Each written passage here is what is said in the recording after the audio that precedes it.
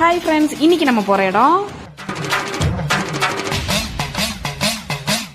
ஈரக்கன்குடியில இருக்கிற மாரியம்மன் கோயிலுக்கு தான் போறோம். எதுல தெரியுமா? கார்ல.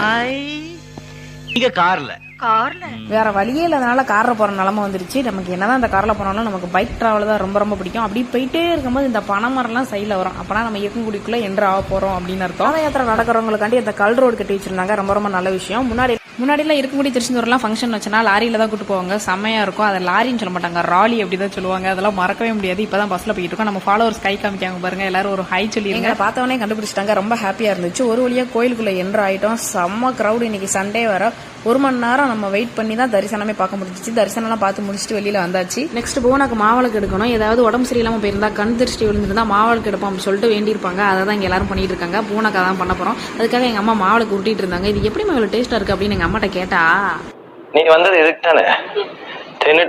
அம்மா நீ